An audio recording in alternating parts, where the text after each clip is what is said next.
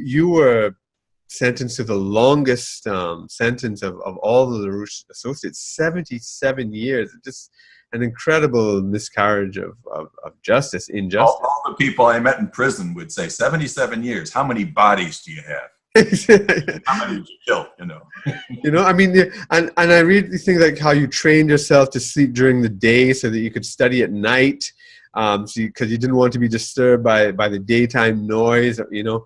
How you taught yourself to read and write Chinese, and you became knowledgeable about, you know, Chinese philosophy and history, and then this amazing thing which you did with your fellow LaRouche activist Paul Gallagher, who was also in the prison, and founding a prisoners' chorus where prisoners sang classical choral music, including the opera Fidelio by Beethoven.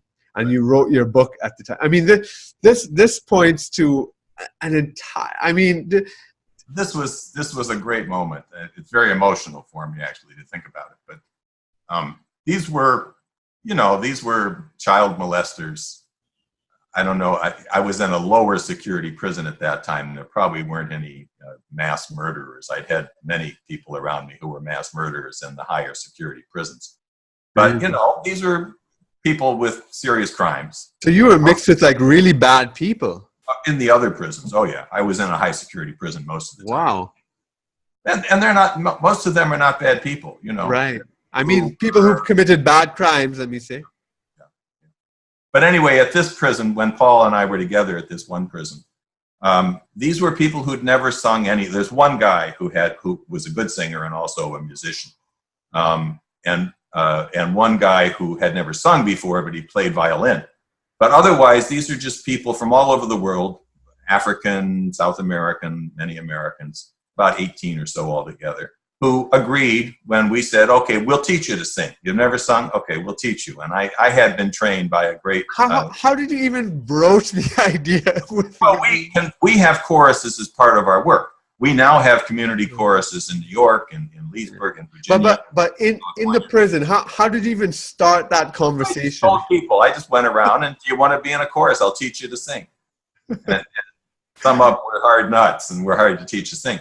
But, you know, by the time when we sang a Bach chorale, and we sang some Mozart, and we sang a Brahms piece.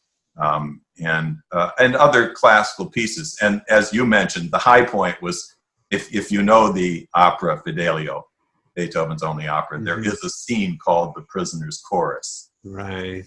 Absolutely beautiful men's choral piece. I won't describe the story, but it's when they come out of the prison for a moment and breathe the fresh air and think about freedom. So when I taught the smaller group, it's hard to sing. So I had a group that were somewhat better, and I taught the smaller group to sing that. And one of them, when we did our performance at a church meeting one time, they said, "Is it okay if we dress up like prisoners?" I said, "Yeah, okay, you can dress up like prisoners." But what I want to say is, I won't go through the details of this, but every one of the people in that chorus at some point or another came up to me personally and said, "I never knew there was this kind of beauty in the world, or that I could participate in that." Yeah. Excuse me. No, I totally. Very powerful, very powerful. Yeah. And it's this idea behind our community choruses now. There's thousands of people out there who will not respond to the politics or the economics of this. But if you can bring them in to participate in the creation of beauty, to spark that quality of the creative power of mind, which is the same process you have in discovering a great scientific principle.